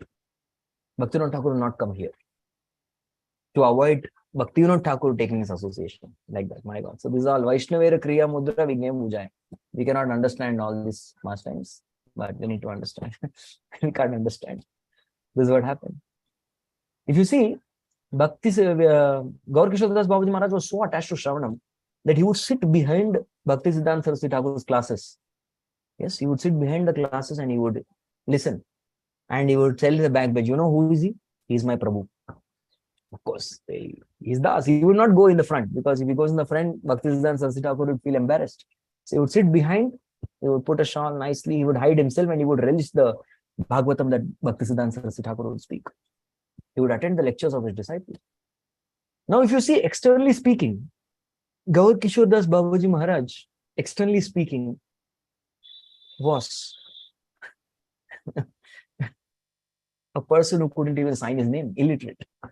And Bhaktisiddhanta Saraswati Thakur was the most educated person available on the planet at that point of time, who had his vocabulary much more than even Shakespeare. The Britishers would run away listening to his English. That profoundly learned he was. And he was very well read in Shastras also. But when he couldn't understand something, he would go to Gaur Kishore Das Babaji Maharaj and ask him doubts from the scriptures. Very difficult, complicated, technical subject matters. And Gaur Kishore Das Babaji Maharaj would ask Krishna, as Paramatma in his heart, and immediately give the answer. Krishna told me, this is the answer. Please go ahead. So that much he was connected. So much he is connected to Paramatma. So from Gaur Kishore Das Babaji Maharaj disappearance day, today on Ekadashi, he would do Nirjal Ekadashi. He would not accept anything on Ekadashi. He would do Nirjal without even a single drop of water. He would do intense sadhana on Ekadashi. And on this Deva, there's a Deva Shaini Ekadashi when the Lord sleeps. And after 4 months, he wakes up. That is Deva Utthana Ekadashi. He wakes up. The Lord is up now. So that's called Utthana Ekadashi. He's up now. So on this Ekadashi, the world lost the association of such a Mahabhagavat pure devotee who came to simply, we might see that he must have not done big preaching. No. But what he has done is with his pure spiritual vibrations, sound vibrations, he has delivered so many living entities. He has inspired so many Vaishnavas. He gave us a gem like Bhaktisiddhanta Saraswati Thakur. And most importantly, he led a very perfect example of renunciation. And what else he taught? Majority of his life was in Vipralamba Rasam Mode. The loving feelings of separation, feeling separation from Radha and Krishna, that particular bhava was the bhava that he always carried in his heart. And in that mood, he chanted the holy name. Hare Krishna, Krishna Krishna, Hare Hare. Hare Rama, Rama Rama, Hare Hare. So I'd like to conclude here. Thank you all very much. Shri Gaur Kishore Das Babaji Maharaj ki jai. Jagat Guru Shri Prabhupada ki jai. Granth Srimad Bhagavatam ki jai. Thank you so much, Prabhu. What an amazing class, Prabhu. You started explaining so nicely about what we are reading in the chapter, of course. And then you talked about Srila Gaur Kishore Das Babaji Maharaj. Thank you so much. That was so nice and beautiful to listen. Prabhu, you were saying, just a question comes to my mind. Seems like a stupid question, but my curiosity. So you were saying Sarga is, how the universe is created, like by Lord, and Visarga is populated. So we are doing this Visarga too in a certain sense, Prabhu, because we human beings are populating. So I just okay, that way. See, we need to understand that population of universe doesn't mean just carrying on the ancestry. Yes, to one degree we are. When somebody accepts the Grahastha ashram, the person is also accepting the responsibility to carry on the population. But Visarga is much deeper responsibility. That is why they would perform a lot, because you have to produce the Brahmanas, you have to produce Kshatriyas, Vaishyas, Shudras, birds, animals. We say the 8.4, the trees, all of there's a big responsibility. So that is Visarga, the original species. That is basically Visarga. And then yes, I'm not just taking forward the population. Yeah. Okay. And then you were saying about Daksha, and most of us are in Daksha mentality. We go for sense gratification when we don't know the Krishna consciousness. So I was thinking, most of us, after being in touch with Vaishnavas, Srila Prabhupada, our life changes. But before that, life is completely different. So, very beautiful class, Prabhu. Another question comes into my mind. Many times we kill mosquitoes. We do that sometime because they are so annoying many times. And mosquito does bring us dengue. But then the episode of Srila Bhaktisiddhanta Saraswati Thakur came into my mind when he ordered to kill the snake, and then Prabhupada was, little bewildered. How can my Shri Guru Maharaj? I quoted that also in the class. Yes. You later quoted, yes. Yes, 5 people can be killed. So Prabhupada read that, then he became peaceful. Yes. That snake, he told him to kill. Of course, I gave you the explanation by my spiritual master also. He said you can kill provided you are not having envy in heart. So Bhaktisiddhanta Saraswati Thakur has no envy in heart. So he can order to kill that snake.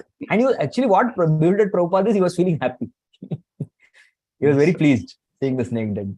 So then Prabhupada found this quote from Prahlad Maharaj's prayers to Narasimha. Okay, Prabhuji. Prabhuji, also later we will take the question. You remember in the chat box, somebody asked about mantra, but we'll go there later. And later also we have questions from YouTube live today. I will read that later.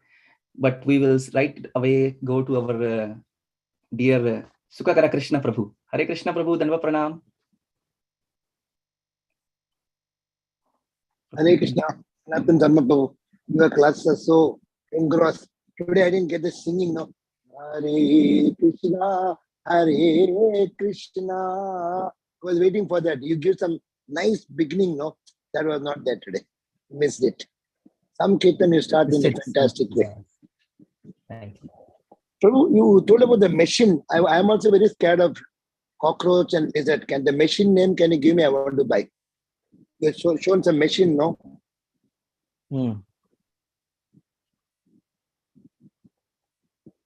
I don't want to kill, but I want to I put it be away in the from chat. that. Okay. One more question. Now, I met one naturopathy doctor. Because my weight has increased, being an auditor and also Prasada Mahaprasada meeting. It has gone to 93 kilos. I went to Vrindavan for last 1 week, from 89 to 93, 4 kilos more. So the naturopathy doctor, he said, we can do it, but 3 things to be stopped. One is milk and milk products. I got shocked. Milk and milk products. And then he told TRP, all those packed food, biscuits and all. Third one is pizza, pasta and all. I said, I can leave that, but milk, how can we leave? Krishna, but he's telling Krishna took only butter thief, not milk. And he said milk, why it is bad? Because people are just misusing the cows. They're taking the milk, taking the blood, and they're doing such a wrong thing, and you're drinking that, like that he told. Nowadays, the milk which we get, they're all sinful food. And by that, people get some other gallbladder problem and all. So avoid drinking milk. So I wanted your view.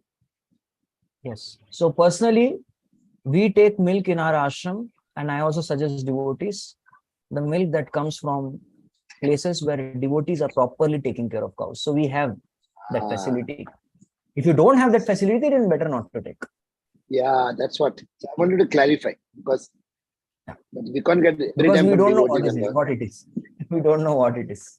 So devotees mercy, those who are doing the cow protection, from them we are getting. So we get milk from 16 rounded initiated devotee. From their place it comes. So we take only that. We don't take the packet stuff. Of course, in sweets and preparations, we do that on some festivals, because that so much milk may not suffice. So for that practical reasons, but that quantity of intake is very less. For the regular consumption every day of milk, we take that only. We don't take anywhere else. Thank you so much. Thank you, Hare Krishna Prabhu. Beautiful questions. Thank you, Prabhu, for the answer. And our very senior devotee, His Grace Sureshwar Sham Prabhu ji, Hare Krishna. Yeah, Hare Krishna Prabhu, Dandavat Pranam Prabhu. Thank you, Prabhu. Prabhu, Hare Krishna. So, Prabhuji, one question. We clearly understand from our scriptures that moon gives juice to the vegetation, right, Prabhu? Fruits and vegetables. Like, is it proven in the scientific society that this is how it happens, Prabhu? I couldn't get the middle part of your question. Okay, let me check if my understanding of your question is right. It is very clear from the Vedic scriptures that moon is the one who nourishes the vegetation. Yes. Is it? Do we have a proof for this in modern science? Yes. Okay, I'll tell you. There is an experiment performed. What they did is they took many vegetables and exposed them to artificial lights. And those vegetables and fruits had no taste. It's proven. They'll know their production will be nice, but the taste will be gone. Okay. Thank you very much, Prabhu. One other follow-up question, Prabhu, what you were saying about Prachetas being angry, right, when they came out of the water. But they were chanting Rudra Gita, right, Prabhu? Given by the devotee. Correct. Like, is there anger, like we should... Like their anger is to simply teach us sadhakas that if you do Shushka Vairagya, they are perfectly controlled by the Supreme Lord. This whole pastime has taken place so that Prachetas get married. Okay. To Marisha. That is the purpose of the pastime. So whenever such great souls, they perform any pastime like this, they apparently commit a mistake. They are directed by Paramatma in heart. But lesson for us to be drawn is if we do too much austerity, we'll get angry. Okay. That okay. Thank you very much. That is lesson we have to take. Yeah. Yes. Thank you very much. Hare Krishna. Dandavat. Thank you, Sureshwar Sham Prabhu. Thank you for amazing question. So next time we want your one kirtan in the beginning. That's the request for next time. We will have proper kirtan. Today, actually, what has happened is I just noticed my harmonium got a little bit dislocated. That's why I did not do the kirtan fully. Some problem with the harmonium. We'll get it rectified and we'll have very good kirtans. Thank you. Thank you, Hare Krishna Prabhu. Prabhuji, there is a question from YouTube Live. Vishal Nanda Prabhuji is asking, Prabhuji, Golok ke Sukh ke baare mein kuch bataएं. So, Prabhuji, please explain a little bit of Golok Sukh. Such kind of questions Prabhupada would say, Should I answer in Hindi or English? Hindi English, good, Prabhu. English, I'll give it in English. Whenever you used to ask what is the bliss of Golok, Prabhupada used to say, wait till you get there. That's all. This is the answer Prabhupada would give you. Wait till you get there. So rather than understanding what is Sukha in Golok, we should understand the process to go to Golok. Yes? Correct. Because all other theoretically, I can give you 100 quotes. But that is of no use till you experience. The taste of pudding is in its eating. So Prabhupada would say, wait till you get there for such kind of questions. I'm just following what Prabhupada told. I can give you, but that will be transgressing Prabhupada's answer. That's how I'll not do. During chanting. But I can tell you one thing. The happiness, this Rupa Goswami quotes in Bhakti Rasamrita, the happiness of the entire material world, of course, there's no happiness, nothing called happiness, is compared to a small drop compared to Brahmananda, the pleasure found in the Brahman. And Brahmananda is compared to a tiny, insignificant drop compared to the Goloka's pleasure, which is compared to a bottomless and shoreless ocean with no unlimited. That's the comparison. I hope this helps. Thank you. And he has a second question too, Vishal Nanda Prabhu ji. प्रभु जी, शरीर के कष्ट होते हैं, बुखार, sir दर्द etcetera, तो कृष्णा क्यों होने देते हैं भक्त को? So why people get different diseases? Why Krishna? So his question is very simple. Why does adhyatmic klesh come in the life of devotee? Because bhakti, the symptom of bhakti is klesh agni. You should not experience anything. So why does? Because if we don't experience the misery of this material world, we will think samsara lagilo bhalo. We will be conveniently very happy and happily ever after staying in this material world. So this is also very important, that this kind of, and especially when these kind of diseases come, Krishna helps us to get out a bodily concept of life. It happens. We are not this body. We keep meditating. Number two, what nonsense is this material body? This is sweating. This is, we have to go to the washroom. We have to vomit. We feel tired, fatigued. We have to sleep. Why so many interruptions in my devotional service? Nonsense. I don't want any of this. Yes, thus we'll aspire for a spiritual body where we can have continuous, uninterrupted visana. Haituki apratihata. Apratihata is uninterrupted service to Lord. So that when we'll develop that aspiration for this uninterrupted service, when we get this disease, then we'll realize. Otherwise, we think when we are having especially a youthful body and such kind of a healthy body, then we think we are the controller, we are the enjoyer, we are the proprietor. But when this kind of experience comes, that is the time when a devotee gets to contemplate, I'm not the enjoyer. What enjoyment? What horrible body. Mucus coming out of nose. Cough coming out of the mouth. Yes. All varieties of vomit. Person is vomiting day and night. All varieties of abominable substance coming out.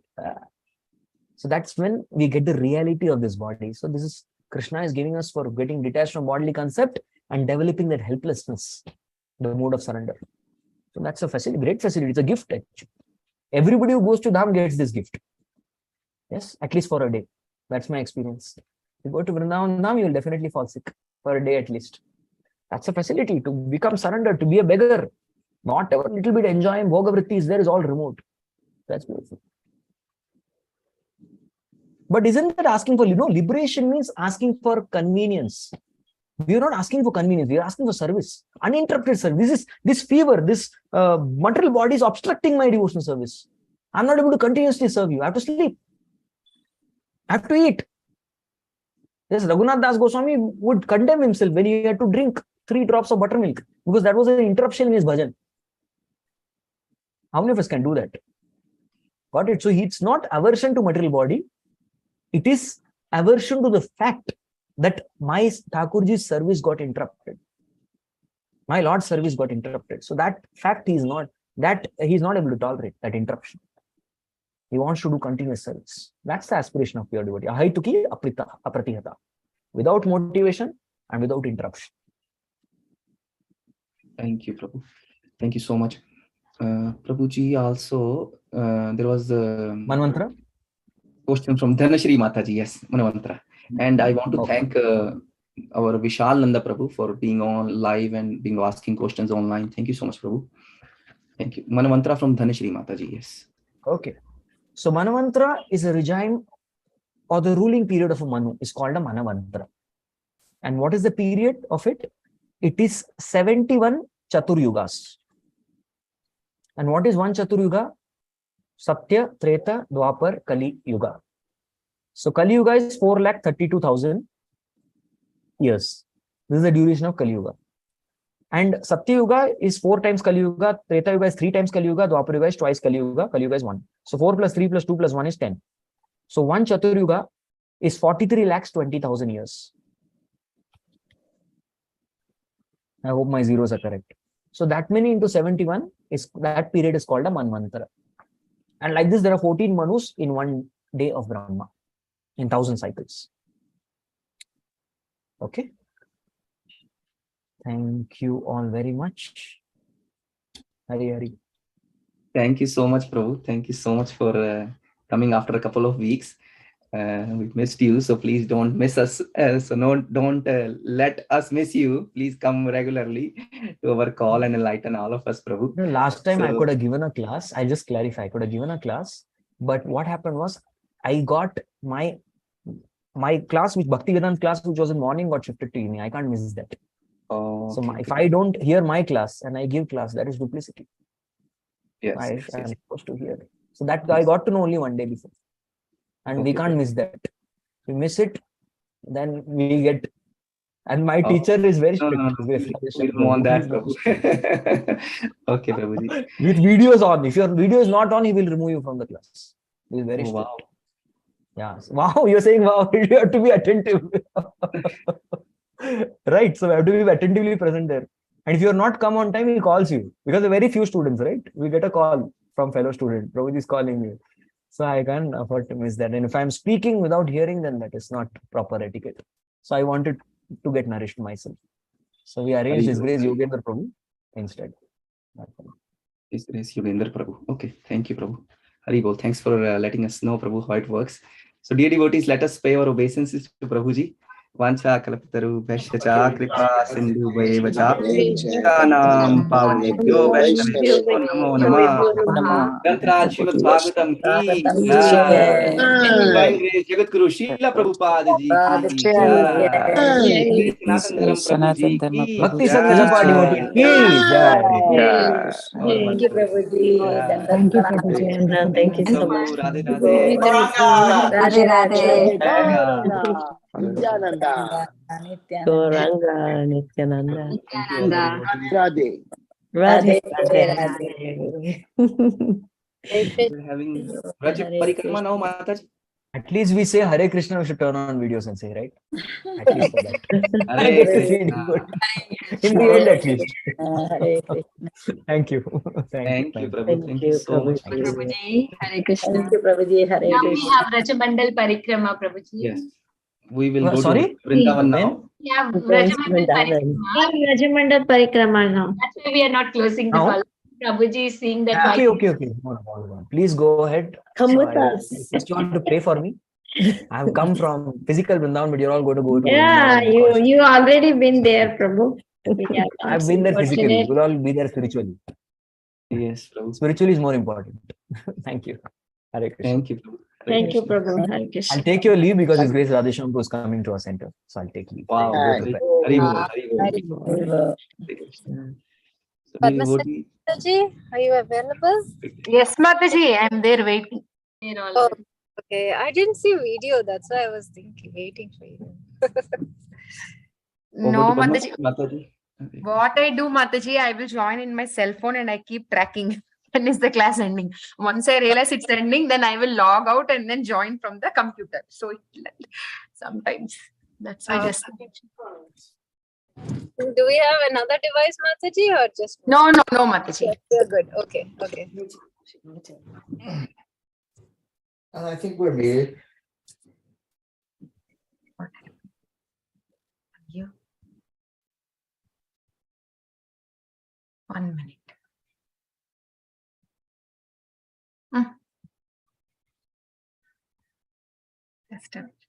I messed up.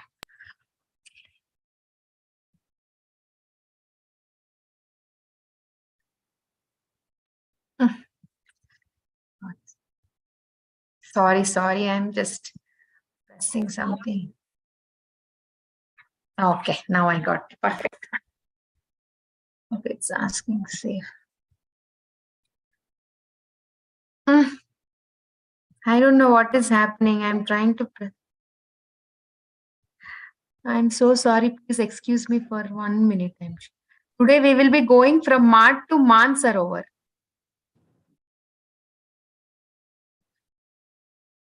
Ayyo. Do you need help with the slides, Mataji? Do you want someone else to project it? No, Mataji, I saved 1 minute, Mataji. Can somebody sing something? For 1 minute, I'm figuring out where did that go. Krishna Prabhu is always ready to sing. Sing, Prabhuji. Yes. Then Sukakar Krishna Prabhuji, please.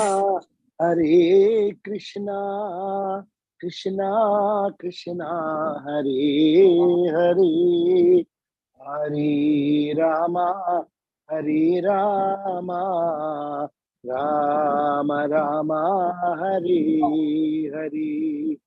Hare Krishna, Krishna Krishna, Hare Hare. Hare Rama, Rama Rama, Hare Hare. Thank you. Very nice tune, Prabhuji. Thank you.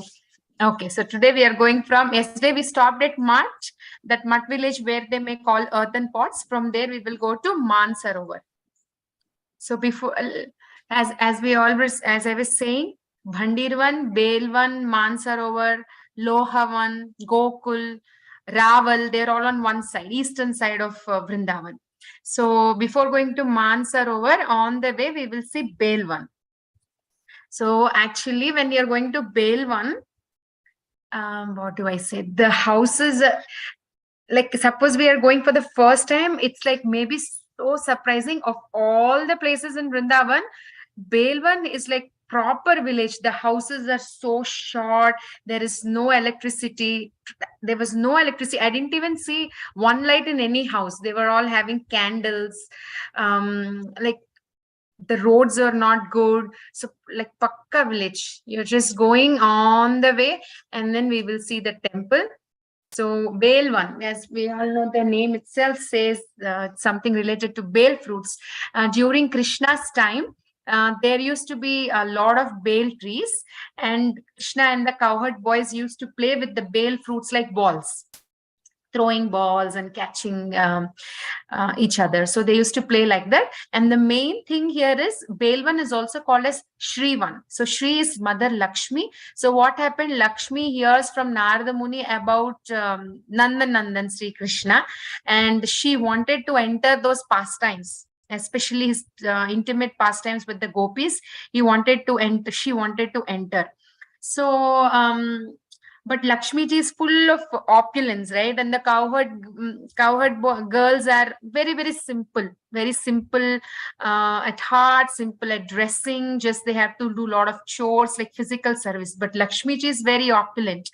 So Lakshmi ji is not getting an entry, and she comes to Yamuna. Like if you see they will say like she's. If you have to come here, yeah. See, so this is Yamuna flowing. And you have Bilvavan, Bilvavan, Shrivan, everything is same. So she has to cross Yamuna and come here. So she's here, she has to cross and come here. So she's coming, she comes to this Vrindavan forest, and she starts doing tapasya just to get an entry into Vrindavan. And it is said that even till date, she didn't get an entry. Even if you see Nagapatnis, they ask Krishna during Kaliya Daman pastime, like, how come a person like Kaliya is getting the dust of your lotus feet? How is this possible? When Lakshmi ji herself is not able to get an entry, how come Kaliya got a lot of mercy? So they also mentions about this, and Lakshmi ji is still waiting. So what happens? Krishna one time comes to graze the cows, and he will know that Lakshmi ji had come. So just he wanted to see her, and he will come to this place. He'll come like a little kid. And Lakshmi ji is busy, like, because that's why if you see the altar, you'll have the Krishna as a baby Gopal, Bal Gopal. And he'll start crying, saying he's hungry. So Lakshmi ji being a female, like usually mothers or female, they get very much when kids are saying hungry, beat anybody, they are like little more emotional, right? So she will think, oh, this kid is crying that he's hungry. So what she will go, she personally goes and she collects the ingredients for making khichdi in the village, like from the Vrajavasis, and she will make khichdi and feed Krishna.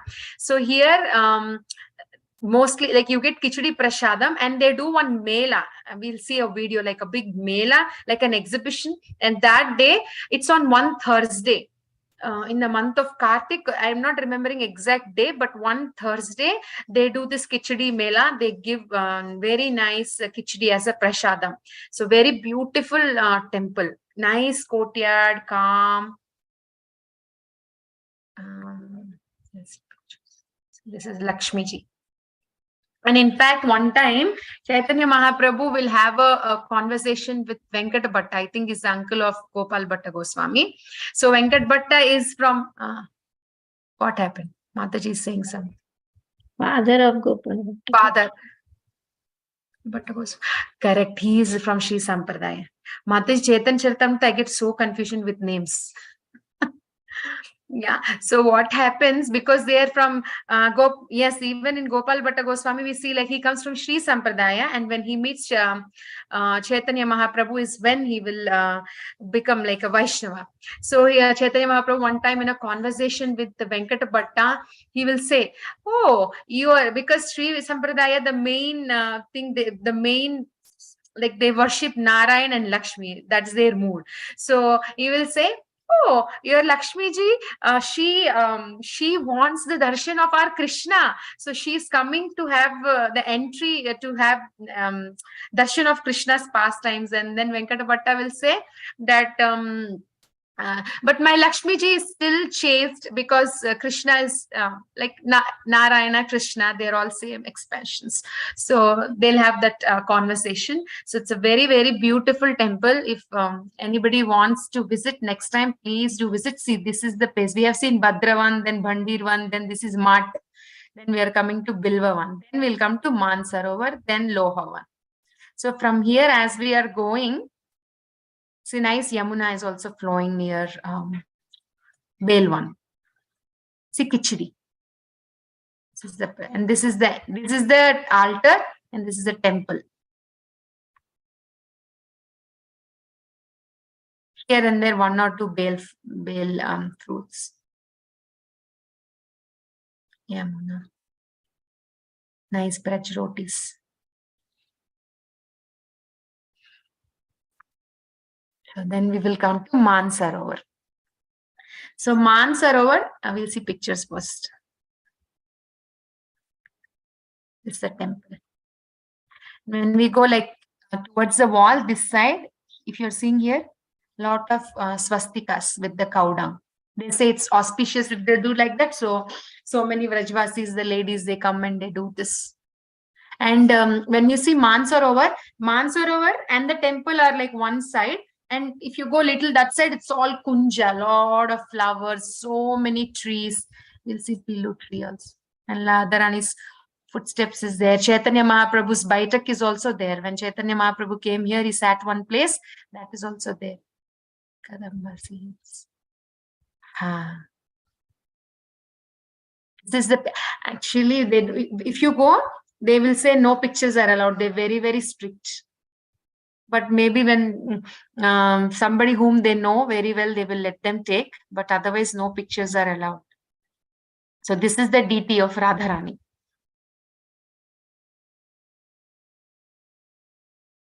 And we will see this picture there.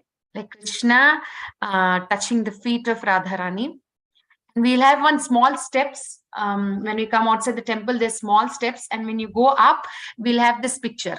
There also the pictures are not allowed. I tried to take, but they never let me take. But I found this picture. This picture is there. So what happened? Why is Krishna touching the feet of Radharani? That is the pastime. So what happened was, one time Asuri Rishi, he was meditating on Narada mountain. So when he was meditating on Narada mountain, what happened?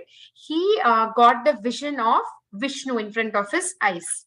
And immediately the vision was gone. And when the vision was gone, he got so confused, bewildered, like what happened? Where did that darshan go away? So what did he do? He was feeling bad. What happened? What happened? He was thinking, and he goes to Vaikunta, and the Lord was not there. He goes to Badrinath, thinking if Badri Vishal will be there. That was also not there.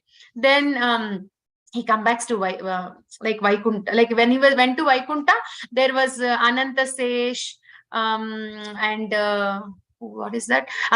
Like Ananta Sesh was there, and then they tell him Vishnu is not here. He has gone to the earthly planet to perform some pastimes. So Asuri Rishi will go to Shiva, and he will ask Shiva, it seems, do you know the Supreme, like Lord Krishna, the Supreme Personality of Godhead, he has gone to earthly planet. Then Shiva immediately will say, Krishna went means I'm sensing a big Maharas is going to happen.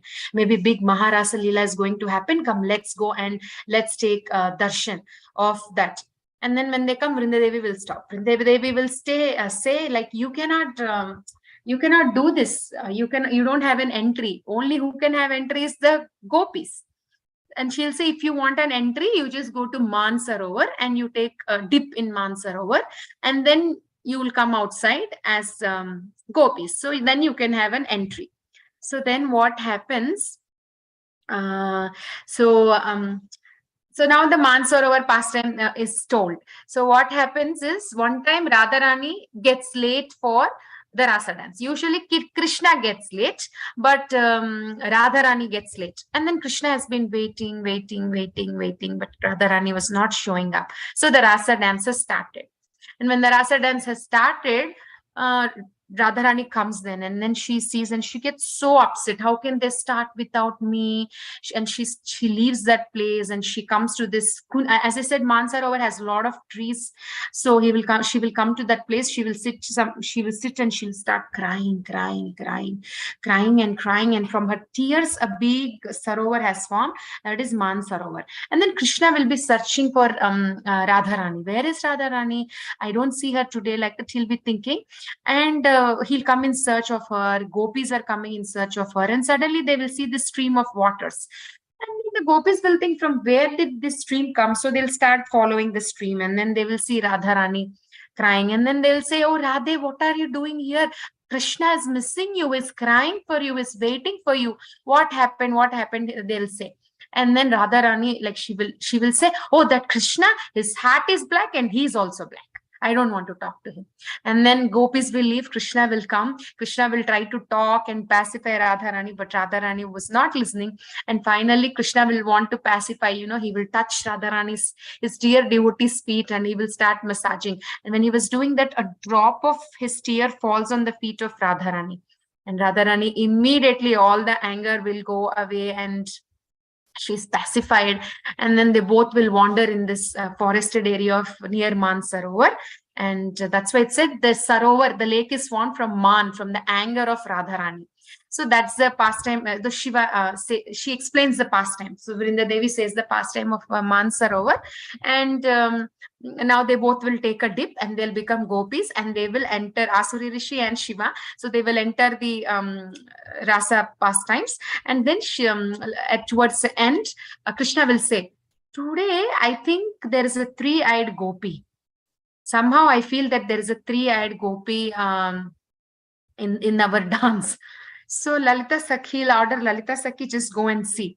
So the gopis have their veils, like dupattas on their head, and then they're sitting. So Lalita Sakhi kinds of open everybody's veil and she'll be noticing. And then when she comes to Shiva, she catch hold of him. She'll catch hold of him. And then Shiva, like they open, and then like Lord, they all laugh, like realizing it is Shiva. So now, like seeing this pastime, what happens? Now Shiva became a gopi, right? So in Vrindavan, like it's not out of Vrindavan, like in Vrindavan, when we do local Vrindavan parikrama, near Radha Gopinath temple, there is a temple, beautiful temple called Gopeshwar Mahadev temple. Very, very nice. You have to visit usually in the evening. What they do in the morning, Shiva is like Shivlinga. But evening, when it's becoming evening, towards the evening, they will decorate Shiva as Gopi. So nice every day evening. If you see here, see Every day evening, nicely dressed with nice flowers, gopi dress. So there's Gopeshwar Mahadev also in Vrindavan. If you ask any auto wala, he'll take. Now this is Gopeshwar Mahadev. So now Mansarovar is done. From Mansarovar, we will be going to Lohavan, I think. Yeah, Lohavan, there's nothing. You can finish off. So in Lohavan, what happens? We'll seeing the map. See, Panigaon is the place where just yesterday we have seen in Bandirvan, there were a lot of dioramas, and one of the past time we have seen was Durvasa Muni and the gopis. And I just mentioned that Durvasa Muni's village is close by to Bandirvan. So this is the place, like Panigaon is where Durvasa Muni was staying, and then the gopis come to have his darshan. And then here the most important place, one place is Ayore Gram. Ayore. So what is Ayore? Even in one song, my son used to watch, there's a Hindi song, Krishna Aur Comes. They will be singing, the Vajavasis will be singing Ayore, like that, one nice song. So what happens, we have, if you remember, we have discussed this past time where Dantavakra was killed in a village called Dantiya. Today's Dhantiya. Because Krishna killed Dantavakra there, it was named as Dhantiya. So when the Vrajavasis come to know Krishna had come to Vrindavan to kill the Dantavakra, and Krishna was there, so all the Vrajavasis will be saying, oh, Ayore, Krishna has come, let's go, and let's see him. So because they said Ayore, it's called like Ayore Gram, it's in Lohavan. So Loha means metal. So why this is named as Lohavan, we will see. And now as we are finishing off our parikrama in just a day or two, now again we are close to Mathura. So this is just close. Lohavan is also close to Mathura, because if we see this map,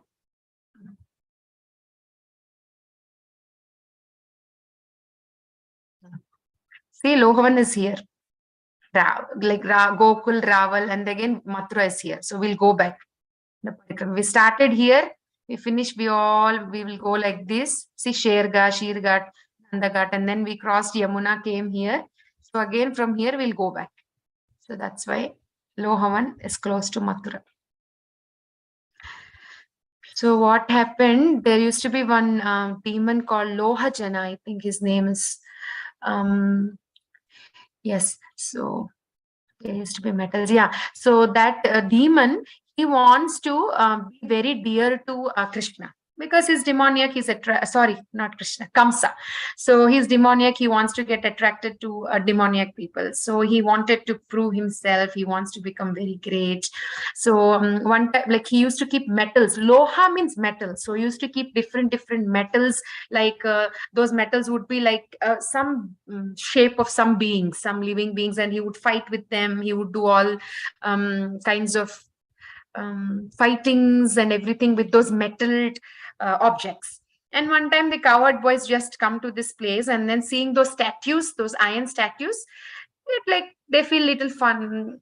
They would get very curious, and then the Lohajana demon, he will come, and he was about to destroy the cowherd boys, and that is when Krishna comes here, and he will kill the demon Lohajana here at this place.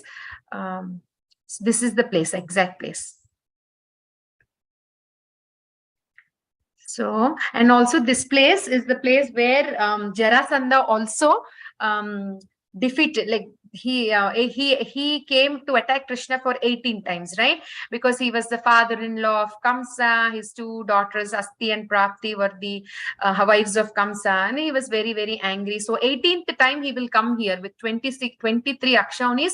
He comes here to attack Krishna, and that is when Krishna, like Rana Chor pastime, Krishna just tricks him by just running, and then Jarasandha feels so great about himself, and they go on to that what mountain? Pravarshana mountain, and Jarasandha keeps fire around that mountain, and then they jump. So all that pastime also happened here, Lohavan. So these two things. And at Lohavan also there is one Radha Gopinath temple. We have seen Radha Gopinath so many places. Yesterday at Bandirvan, and the main temple is in Vrindavan. So basically Radha Gopinath is also a Pratibhu in Vrindavan. The original deity is in Jaipur. So, and the specialty of not this Radha Gopinath, but because we are discussing about Radha Gopinath, in the Radha Gopinath DT, the left side usually is Radharani, but Radha Gopinath has Ananga Manjari. So Radharani, willingly she gives that position to Ananga Manjari. And so Radha Gopinath temple is there, Krishna Kund is there, and it is said that Krishna used to do all the boating pastimes. We have seen in Mansi Ganga also, but he used to do this here. And in Satyuga, it's said that the Sanakadi Rishis, the 4 Kumaras, also did tapasya here, and they have their cave also here, which was later used by this demon Loha Jana. So Krishna Kund is there, and these are the deities of Radha Gopinath in Lohavan. So we will end at Lohavan. Maybe we will, yes, day 26, we will see tomorrow. Thank you all so much. Sometimes with names, I get confusion. Anything I spoke wrong, I'm so sorry. I realized later. Yes, thank you. So Shri Vrindavan Dham ki jai. Shri Prabhupada ki jai. All the devotees. Jai. Thank you so Wonderfully much, did. Mataji. Thank you so Her much, Grace Padma Mataji. Saki. Her Thank you, Grace Padma Mataji. Saki Mataji. Jai. Thank you. Mataji, can I show a video? Yeah. Sure, Thank Mataji. you, Mataji. Vanchakalpatarupesha. Sorry, Mataji. Tithanam Pavanebhyo Vaishnav. Thank you, Mataji. Ananta Koti Vaishnav. Jai Srila Prabhupada ki jai. Jai Her Grace Vrindavan ki jai. Jai. Grace Padma Jai. Saki Mataji ki jai. Bhakti Thank Sangha you. Group ki jai. Sati Mataji ki jai.